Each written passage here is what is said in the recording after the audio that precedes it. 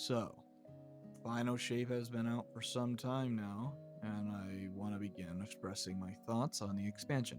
But before we begin, I'm going to cut it down here for some who don't have the time to sit and watch the entire thing. So, to save time for you folks about the expansion here, all you need to know that it was good, really good, probably better than just good. But anyways, so with that out of the way, if you're still here wanting to watch me talk more about this, then sweet. Let's continue.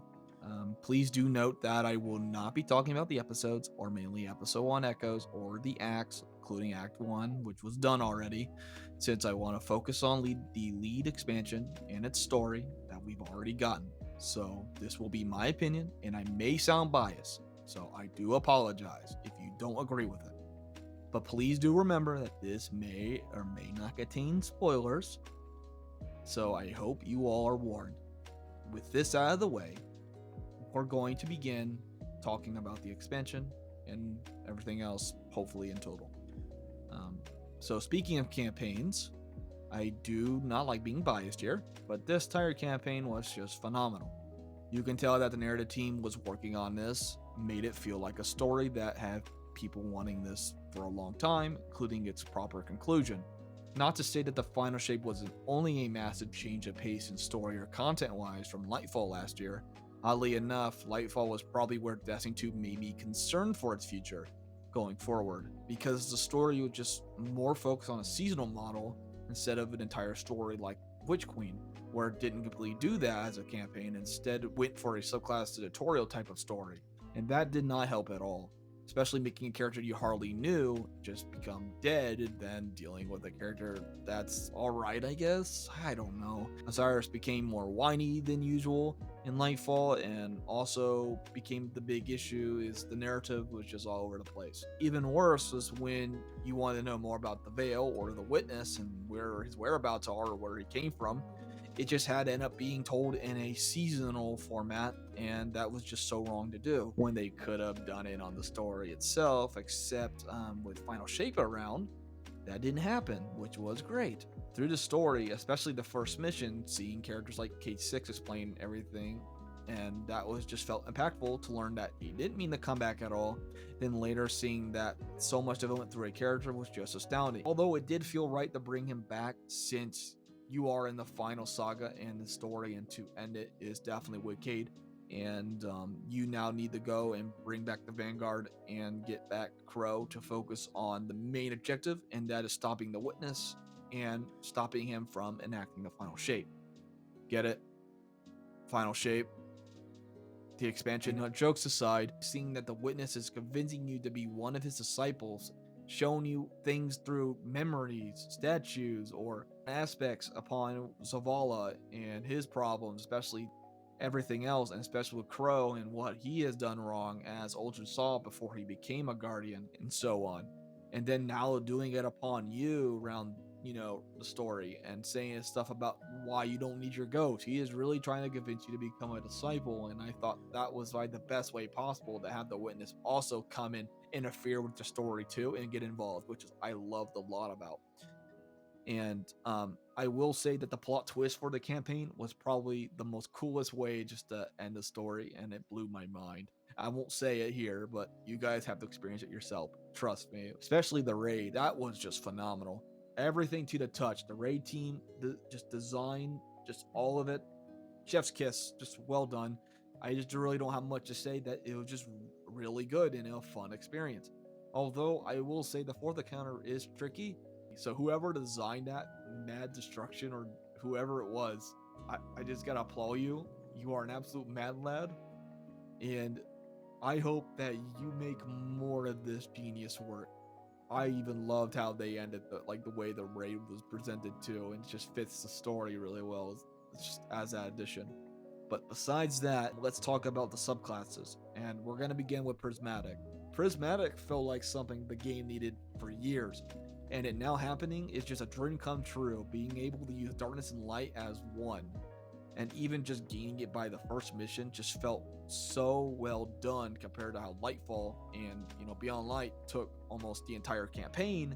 Strand was a little bit worse because unlocking fragments and aspects for it, you had to just use it, and that felt too much of a grind. And especially, Stasis was when it first came out. You had to do the same kind of identical things, but with missions specifically and other tasks. I mean, they did kind of fix it later on with Glimmer, which is good, but specifically with this here, Prismatic, it was just perfect. They made it instantly, here you go, have fun with it, try to figure out what you think works.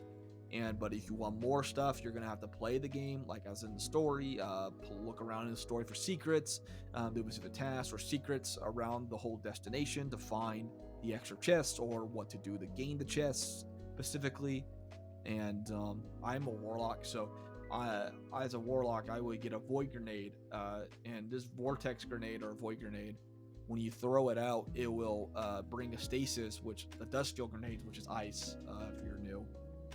It freezes you if you're stuck in that field, or slows you down and freezes you. But you're adding void on it, which does damage and then also freezing at the same time. And then once the ability goes out, it's just like a big ice or a void explosion together. And I love that combo. Titans, I think, is Strand and Arc, and I think Hunters, I'm not too sure. I think it's Arc and Solar. If I'm wrong, correct me. But besides all of that, the light subclasses, they did a really good job with the new ones. I love the Warlock one, Song of Flame, and Twilight Arsenal for Titan. It's just that what they did with these classes, and specifically Prismatic, it gave more quality of life and more ways to give players, the chance to go and build craft. And I love every single bit of it. And I love the Rainbow Aurora type of glow when you do Transcendence too. So hope that the Destiny 2 team eventually add more fragments, aspects, and supers to it, so that we can see it just have the spark of more potential of doing more crafting going forward, because I'm so excited to see what else Prismatic can do. I know that there is exotic class items. I won't talk about those. Specifically, I just want to focus on story and things, since that's another topic I'll probably talk about next time if I ever plan to. Besides that, this campaign has just made so many specific changes, including with the subclasses Prismatic and the light subclasses like Song of Flame, Twilight Arsenal. I can't remember the Hunter one, but it's like an arc knife type super, which is really fun. I'm afraid of that thing still today. I'm sorry, that super scares me in Crucible. I know how you all are. Stay away from me. Anyways, I just cannot forget one thing as well, is that the Pale Heart, the location specifically, just like when you came in the mission beginning, just taking that moment to just like look at it, and your eyes, you're just like, your mouth drops and you're like strolling around its views. It's just beautiful. It's so colorful. But when you get like deeper down, it gets more like dead, sad, and like dark. And I love every bit of the theming they went for it. And I love exploring the Pale Heart in general. Just, it's so fun to explore, especially spelunking in lost sectors. It's a great experience as well to see the changes and what's different between like farther down or farther back to where you are, what's more beautiful and colorful. And especially with the destination mods like Traveler's Blessings or Pale Blessings, it just gives so much fun and variety to the location. This is probably my most favorite destination because of how beautiful it is in general, just to go at. I really hope Bungie does more of this going forward, and especially the final mission, Excision, right? I will admit that, and just that ending after doing the raid, that hit me hard, man. Thank you for the 10 years. That's really all I gotta say. But despite all of that, I do want to say, out of the final shape and everything in mind, I just want to admit that this was probably the best story I have experienced in this game.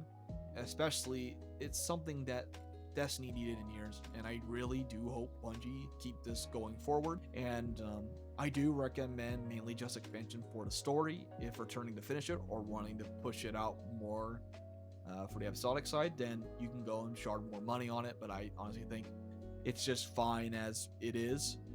But this was a amazing 10 years, and we'll see what's next. And I really hope you all enjoyed this video, and if so, do leave a like, or you can subscribe and comment your thoughts on the expansion itself.